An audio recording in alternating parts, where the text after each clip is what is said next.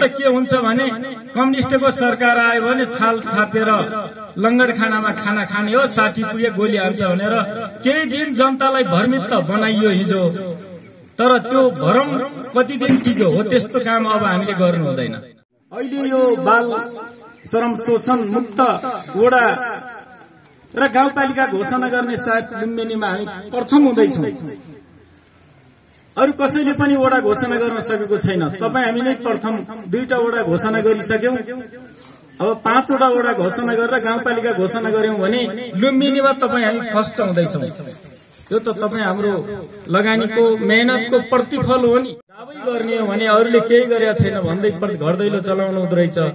मैले दावा गर्दा तपाईँ हामीले 10 वर्षमा अरू 10 वर्षमा गर्ने काम हामीले 5 वर्षमै गरिसकेका छौं भन्ने दावी गर्छु मैले। विश्वास गर्नुहुन्छ हुन्न? के आधारमा भन्नु होला? हामीले 1 करोडले हुने काम 50 लाखले सम्पन्न गरेका छौं। यहाँ त्रिवेणीमा 32 लाखले 4 कोठा भवन बनाउने भनेको छ, हामीले 5 कोठे भवन बनाइदिएका छौं। 80 लाखले गर्ने भनेको खन्ने भनेको सडकलाई हामी 40 लाखले सम्पन्न गराएका छौं। त्यो कसरी गर्यौं होला? यस्तै प्रतिस्पर्धा गराएका छौं। 1 कक्षा विद्यार्थीलाई 1कै कक्षामा राख्ने तपाईहरुको पनि होइन नि? तपाईहरुको पनि बदल्ने हो, हाम्रो पनि बदल्ने हो। 1 बाट 2 मा लग्ने तपाईहरुको जिम्मा छ। 2 बाट 3 4 गर्दै 10 12 15 गरौ भने तपाईहरुको जिम्मा छ भने हामीहरुको पनि बदल्ने जिम्मा हो। आखिरी यथास्थितिमा रहने तपाई हामीहरु होइनौ। हामी परिवर्तन चाहन्छौं। तपाई अहिले सुन्दै र हेर्दै हुनुहुन्छ कहानी अनलाइन टिभी, मनमुटुको टिभी। धन्यवाद सर। अधिकार प्राप्तको लागि शिक्षक एकता नेपाल शिक्षक महासंघको त्रिवेणी गाउँपालिका स्तरीय यस कार्यक्रमको अध्यक्षता गरिरहनु भएको अध्यक्षज्यूलाई र यस कार्यक्रममा उपस्थित मञ्चमा आसीन हुनुभएका विशिष्ट अतिथिगण, विभिन्न आस्था विचारसँग सम्बद्ध राखेर विभिन्न क्षेत्रको, जिल्लाको, प्रदेशको अर्थात पालिकाको विभिन्न क्षेत्रमा नेतृत्व लिइरहनु भएको र हाल यो कार्यक्रममा अतिथि आसन गरिरहनु भएको अतिथिज्यूहरू, विभिन्न राजनीतिक दलबाट पाल्नुभएका प्रमुख प्रतिनिधिज्यूहरू र यस कार्यक्रममा उपस्थित त्रिवेणी गाउँपालिकाका विभिन्न विद्यालयबाट पाल्नुभएका सम्पूर्ण शिक्षक शिक्षिका सर म्याडमहरू, कर्मचारी साथीहरू, यहाँहरू सबैलाई म त्रिवेणी गाउँपालिकाको तर्फबाट, मेरो व्यक्तिगत तर्फबाट हार्दिक न्यानो अभिवादन टक्राउन चाहन्छु। आज त्रिवेणी गाउँपालिका रोल्पाले नेपाल शिक्षक महासंघको दोस्रो अधिवेशन उद्घाटन गरेर आफ्नो नेतृत्व चयन गर्ने शिक्षक सरहरूका विभिन्न पेशागत हक हितका विषयमा एक आपसमा छलफल गर्ने र विद्यालयमा भइरहेको हाम्रो पढाइ सम्बन्धी गतिविधिहरूलाई पनि एक आपसमा आदान प्रदान गर्ने, समीक्षा गर्ने जुन हिसाबले हामी यहाँ उपस्थित भएका छौं। सर्वप्रथम त म यो अधिवेशनको भव्य सफलताको शुभकामना व्यक्त गर्न चाहन्छु, ताकि यो अधिवेशनले, यो दोस्रो अधिवेशनले त्रिवेणी गाउँपालिकाका सबै विद्यालयहरूमा कार्यरत शिक्षक शिक्षिका सर म्याडमहरूलाई एकताबद्ध गर्ने र यहाँको शिक्षालाई गुणस्तर मर्यादित बनाउने कुरामा यहाँहरूको भूमिका हुनेछ र यो महाधिवेशनले, यो अधिवेशनले पक्कै पनि त्यो दिशालाई मध्यनजर राखेर, आफ्नो कर्तव्यलाई मध्यनजर राखेर, आफ्नो पेशामा कार्यरत रहँदा आफूले पाउने हक अधिकारका सन्दर्भमा पनि साझा ढंगले आफ्ना कुराहरू राख्ने एउटा सशक्त संगठन त्रिवेणी गाउँपालिका शिक्षक महासंघ चयन गर्नेछ र त्यो संगठनले यो क्षेत्रमा देखिएका शिक्षा क्षेत्रमा देखिएका समस्याहरूलाई खोतल्नेछ, गहिरोसँग खोतल्नेछ, सूक्ष्म ढंगले विश्लेषण गर्ने र त्यसको निकास खोजेर साँच्चीकै त्रिवेणीको शिक्षालाई एउटा मर्यादित, अनुशासित र यो देशका अरू कैयौं गाउँपालिका अर्थात 753 गाउँपालिका मध्ये त्रिवेणी गाउँपालिका को यो महासंघले खेलेको भूमिका, हर क्षेत्रमा खेल्ने भूमिका साँच्चीकै उल्लेखनीय, प्रभावकारी बन्ने कुरामा पक्कै पनि पहल लिनेछ। यो कुरामा, यो विषयमा यो अधिवेशन भव्यतापूर्वक सफल होस्, म शुभकामना भन्न चाहन्छु। विशेष गरिकन हामी यो बौद्धिक श्रमबाट आफू श्रम गरिरहनुभएका शिक्षक सर म्याडमहरूले पहिलो कर्तव्य पक्कै पनि हामीले यहाँको आफ्नो कर्तव्य के ठान्छौं भने, के ठान्नुपर्छ भने हामी हरेक विद्यालयमा अध्यापन गर्छौं र त्यहाँ त्रिवेणीका हजारौं बालबालिकाहरू उपस्थित हुन्छन्। उनीहरूको शिक्षा दीक्षा र गुणस्तरीय शिक्षालाई पहिलो प्राथमिकता दिनुहुन्छ र दिनुपर्छ भन्ने हामी ठान्छौं। सायद यहाँहरू त्यो ठान्नुहुन्छ र महासंघले पनि त्यो ठान्दछ र त्यहाँ काम गर्दाखेरि आइपर्ने विविध समस्याहरू हुन्छन्। कतिपय शिक्षक शिक्षिकाहरूका समस्या पेशागत समस्या हुन्छ भने विद्यालयका अन्य पूर्वाधारदेखि लिएर, खानेपानीदेखि लिएर, फिल्डदेखि लिएर, विद्यार्थी नियमित नआउने कुरादेखि लिएर, विद्यालयको आर्थिकदेखि लिएर हरेक समस्याहरू पनि हुने गर्छन्।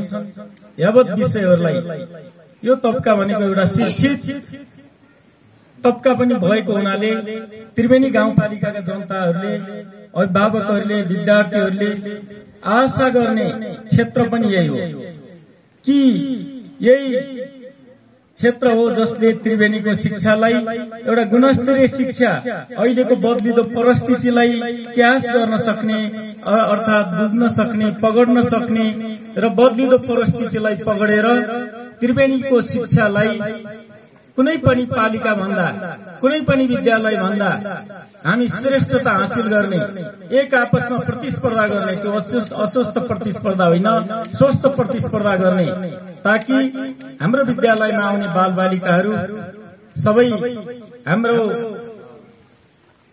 क्षेत्रभित्र, सीमाभित्रका सबै बालबालिकाहरू हाम्रो विद्यालयमा भर्ना भएका छन्। ती बालबालिकाहरू नियमित विद्यालय आउँछन् र ती बालबालिकाहरूले गुणस्तरीय शिक्षा पाइरहेका छन् भन्ने कुरा हामी सबै जनप्रतिनिधि, स्वयं तपाईहरूलाई पनि त्यो अनुभूति हुने खालको पहल कदमी हुनुपर्छ र तपाईहरूले गरी पनि राख्नु भएको छ। जहाँसम्म त्यहाँ आइपर्ने समस्या छन् र यहाँ अघि कुरा आइसकेको छ, उद्घोषकज्यूले भनिसक्नु भएको छ, लोकतान्त्रिक गणतन्त्र, संघीय लोकतान्त्रिक गणतन्त्र प्राप्तपछि त्यो गणतन्त्रलाई, यो गणतन्त्रलाई प्राप्त गर्नका लागि यो संगठन अर्थात यो संगठनमा आबद्ध भएका कैयौं आस्था विचारसँग सम्बन्धित संगठनहरू पनि यसमा शरीक हुनुभएको छ, नारा लगाउनु भएको छ, आन्दोलित हुनुभएको छ र यी सबैको लगानीबाट यो चीज प्राप्त भएको छ र त्यो संघर्ष, आन्दोलन, त्याग, तपस्याबाट प्राप्त चीजहरू हाल संविधानमा लिपिबद्ध भइसकेको छ। अब हामीले अधिकारको सन्दर्भमा फेरि पनि आवाज उठाउनु पर्ने, फेरि पनि नारा लाउनु पर्ने, संघर्ष गर्नुपर्ने छ जस्तो मलाई लाग्दैन, ताकि त्यो कुरा तपाईँ हामीले हिजो आन्दोलन गरेर ती चीजहरू प्राप्त गरिसकेका छौं र संगठन ती अधिकारहरू हाम्रो संविधानमा लेखिसकिएको छ। विद्यार्थीहरूको हक अधिकार के हुने, अभिभावकको के हुने, शिक्षक सरहरू म्याडमहरूको के हुने भन्ने कुरामा अब धेरै अधिकारका सन्दर्भमा धेरै बहस छलफल गरिरहनु पर्छ जस्तो मलाई लाग्दैन। जहाँसम्म अब तपाईँ हामीले मिलेर, तपाईँ हामी एकताबद्ध भएर अब गर्नुपर्ने कुरा के छ भने तपाईँ हामीले हिजो लडेर ल्याएको जुन चीजहरू छ, जुन अधिकारहरू छ, त्यसलाई कार्यान्वयन गर्नुपर्ने छ। अब हिजो त हामीले अरूलाई भन्न सजिलो थियो, तर तपाईँ हामीले आज आफै गर्नुपर्ने छ। ती हिजो भनेका कुराहरू जम्मै अधिकारको रूपमा संविधानमा आइसकेका छ। अब यहाँ राजनीतिक दलहरू हुनुहुन्छ, हामी जनप्रतिनिधि छौं, यहाँहरू हुनुहुन्छ, हामी सबैको दायित्व अब ती प्राप्त अधिकारहरूलाई कार्यान्वयन गर्नु छ र त्यो प्राप्त उपलब्धिहरूलाई संस्थागत गर्ने जिम्मा तपाईँ हाम्रो काँधमा आइसकेका छ। त्यसो भएको हुनाले म यहाँहरूसँग के कुरा राख्न चाहन्छु भने हामीले अधिकारलाई कर्तव्यमा रूपान्तरण नगरिकन हाम्रा अधिकारहरू सुसूचित हुन सक्दैनन्। जसले जे काम गर्नुपर्ने हो, जसले जे काम गर्ने भनेर कानूनी व्यवस्था गरिएको छ, संवैधानिक व्यवस्था गरिएको छ, तदनुरूप हामी अगाडि बढ्यौं भने, हातेमालो गरेर अगाडि बढ्यौं भने पक्कै पनि हामी सफल हुनेछौं।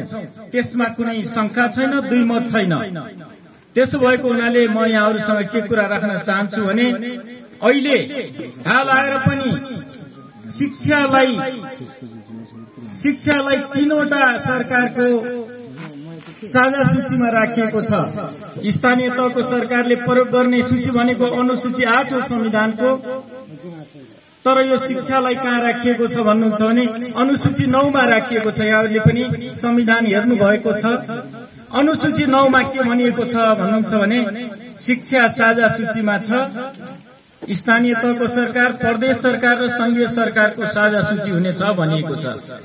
र भनिएको के पनि छ भने संघीय सरकारसँग बाझिने गरी स्थानीय तहको सरकारले बनाएका ऐन कानूनहरू मान्य हुने छैन पनि भनिएको छ।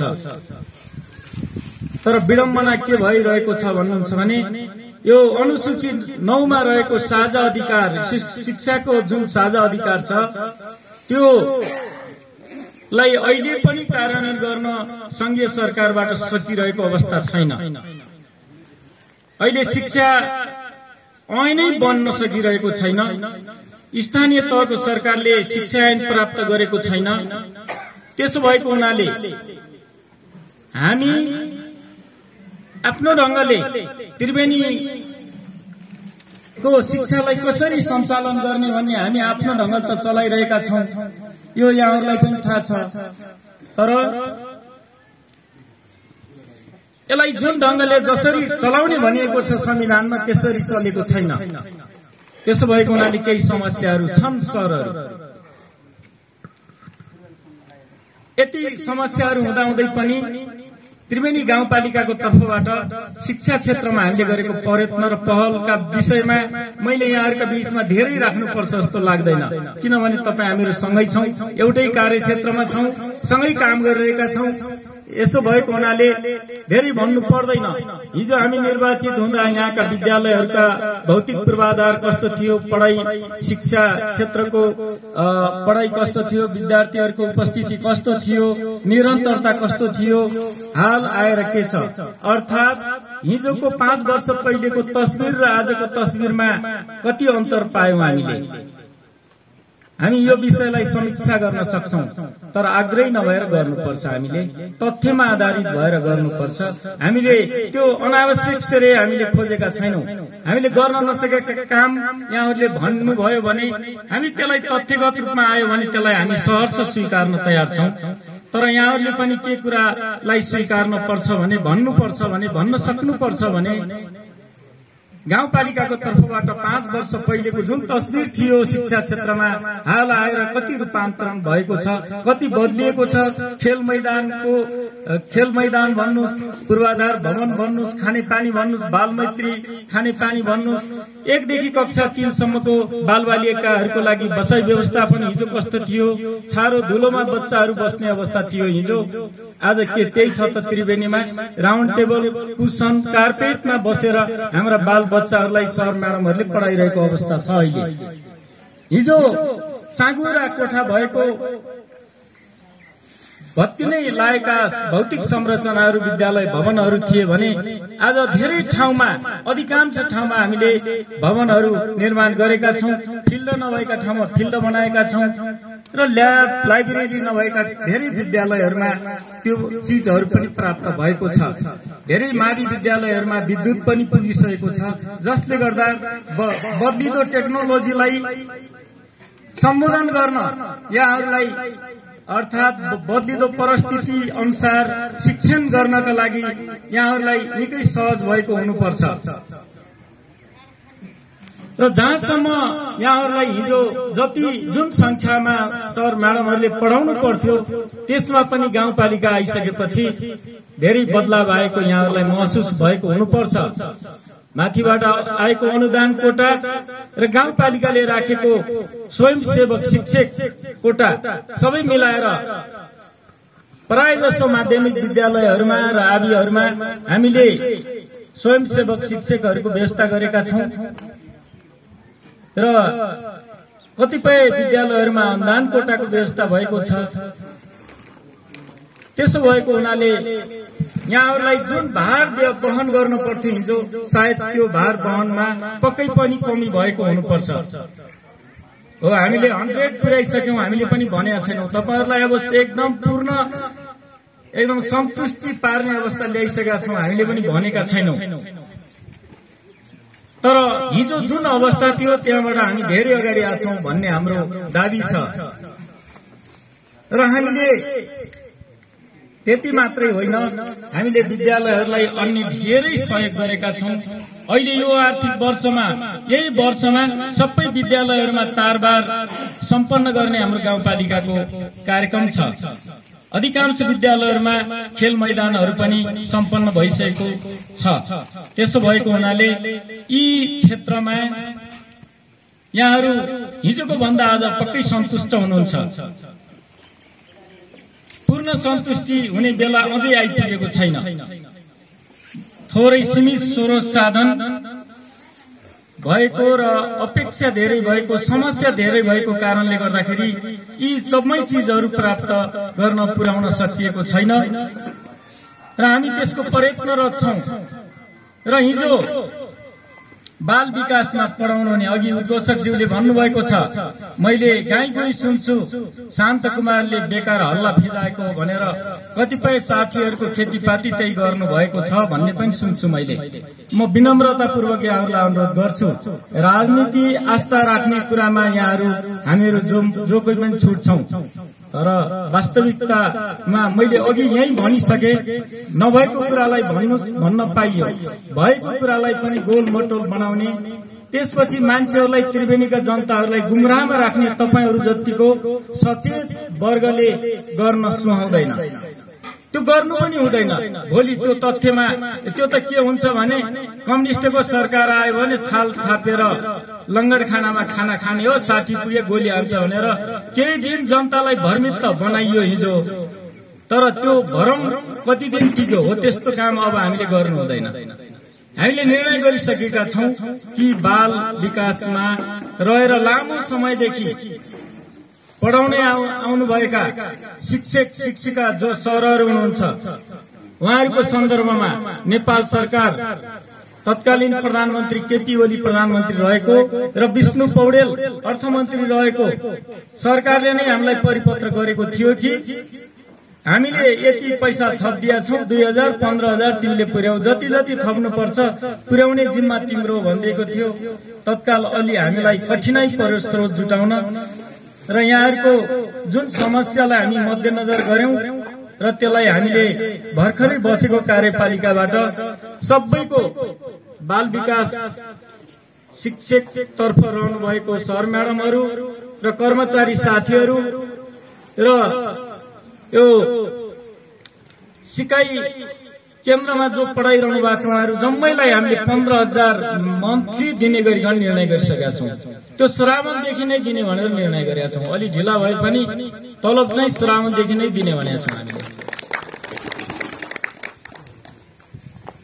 त्यसका लागि अलिकति कष्ट हामीलाई नै हुन्छ। अब त्यत्रो 50, 60, 70 लाख रुपियाँ आवश्यक पर्दो रहेछ। त्यो स्रोत खोज्ने हामीले हो। तपाईहरुलाई छैन। त्यो तपाईहरुको पनि माग थियो। यहाँहरुको मागलाई हामीले सम्बोधन गरेका छौं। यहाँ विभिन्न संघ संगठनमा आबद्ध हुनुभएको सर म्याडमहरुले पनि माग राख्नु भएको थियो, त्यसलाई हामीले सम्बोधन गरेका छौं।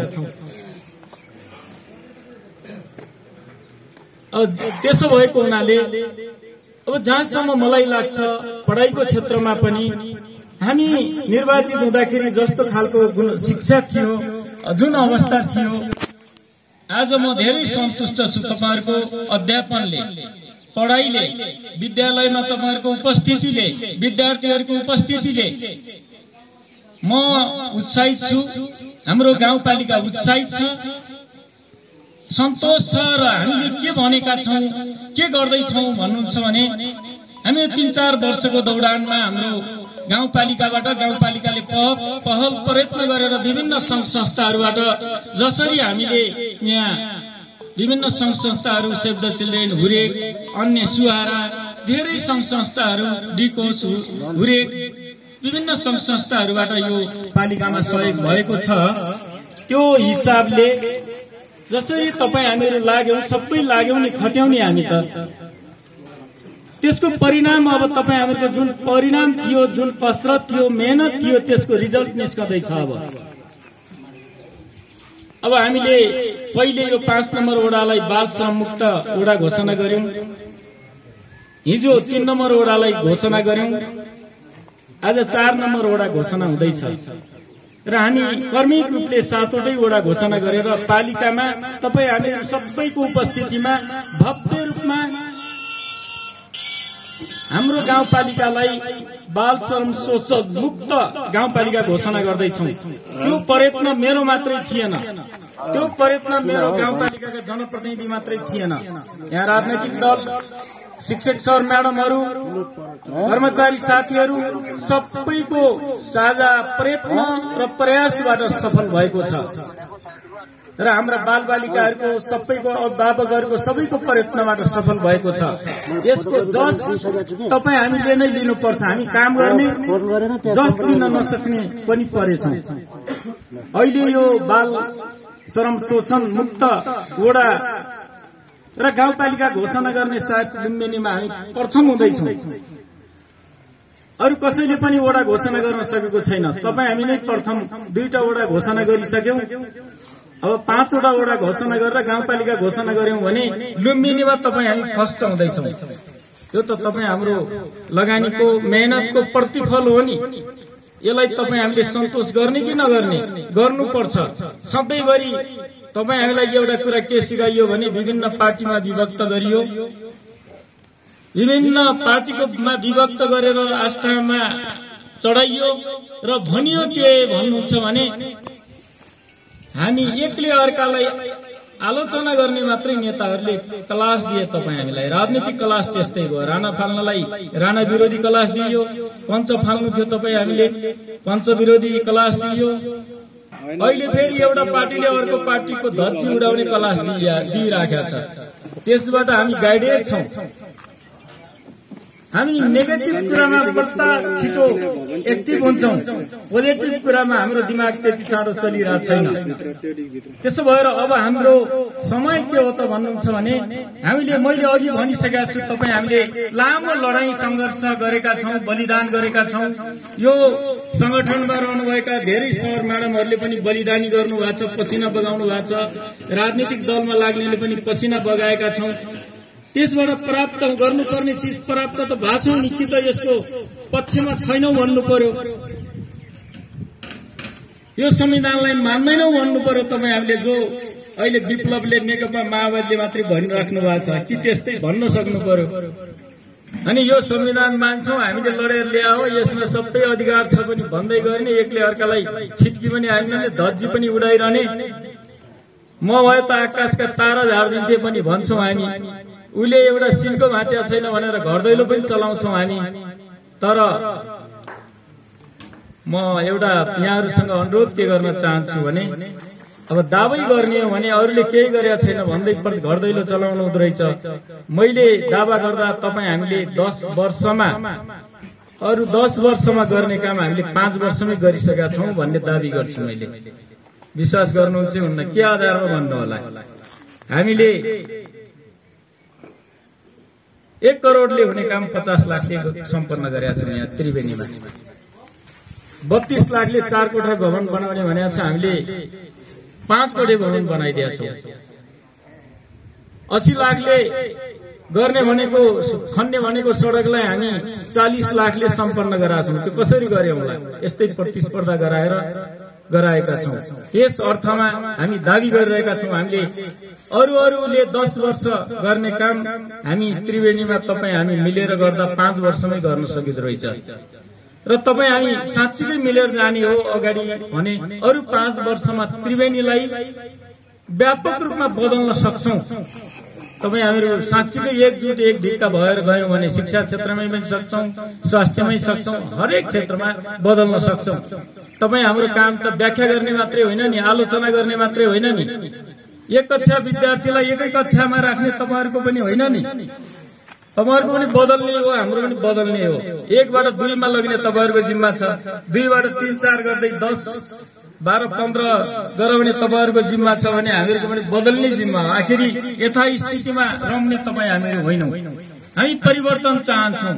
वर्तमान विद्यमान अवस्थाको व्याख्या गरेर त्यसैमा जे छ यो फिल्ड यस्तो छ, चौडाइ यस्तो छ भन्न त सक्छौं, तर यसलाई कस्तो बनाउने भन्ने कुरा पनि हामीले गर्नुपर्छ।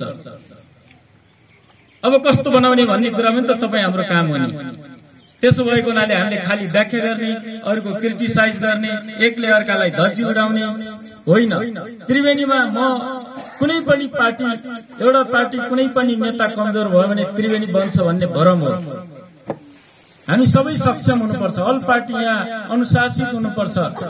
विधिको शासन मान्छौं भनेर हामीले सहीछाप गरिसकेका छौं नि।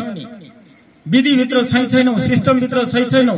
शहरहरूले पनि विधि मान्नुहुन्छ, पार्टीहरूले पनि विधि मान्नुहुन्छ। हामी जनप्रतिनिधि विधिभन्दा बाहिर जानै पाइँदैन हो। त्यसो भएको हुनाले हामी विधिको शासन मान्छौं भने हामी विधिभित्र रहौं। मेरो यही कुरा यहाँहरुसँग छ र अरू धेरै कुराहरू गर्नुपर्ने त छ यहाँहरुसँग। यहाँहरुको कुरा पनि सुन्ने मन थियो। यहाँहरुको हामीले गर्न पर्ने छुटेका कुराहरू के हुन् त भनेर सुन्ने मन पनि थियो। तर आज अर्को कार्यक्रम पनि परेकोले मैले सुरुमै समय मागे।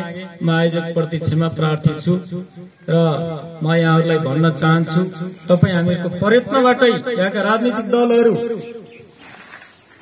यहाँको विभिन्न आस्थामा रहनुभएका शिक्षक सर म्याडमहरू, जनप्रतिनिधि कर्मचारीहरू हामी एक ढिक्का भएर एक आपसमा छलफल गरेर सही नीति, सही योजना बनाएर त्रिवेणीलाई बदल्नु छ। त्रिवेणीका जनतालाई सुखी बनाउनु छ। यहाँका बालबच्चाहरूलाई यो गाउँपालिकाका भोलिका सक्षम कर्णधार बनाउनु छ। त्यो पहिलो दायित्व हुनेछ यहाँहरुको। हामी त्यो कुरामा फोकस गर्छौं। म त्यही कुरामा तपाईहरुलाई ध्यान आकर्षण गर्छु र त्यसपछि यहाँहरुका पेशागत हक हितका लागि जुन हिसाबले संगठित भइराख्नु भएको छ, मर्यादित ढंगले जसरी भइराख्नु भएको छ, आउनुस् र आफ्ना कुराहरू राख्नुस् पनि। पढाइलाई, बालबच्चाहरूलाई, यहाँका त्रिवेणीका जनताका छोराछोरीहरूलाई दक्ष बनाउने कुरामा, निपुण बनाउने कुरामा, नियमित स्कुल ल्याउने कुरामा, टिकाउने कुरामा यहाँहरुको अहम भूमिका पहिलो ध्यान जाओस्। त्यस पछाडि आफ्ना पेशागत हक हितका लागि पनि संगठित हुनुस् र यो अधिवेशनले साँच्चीकै यी जम्मै कार्यभारहरू पूरा गर्ने त्यस्तो सक्षम नेतृत्व चयन गर्न सफल होस् भन्ने शुभकामना दिन चाहन्छु र आफ्ना भनाइ पनि यही टुङ्गाउँछु। धन्यवाद सबैलाई। नमस्कार।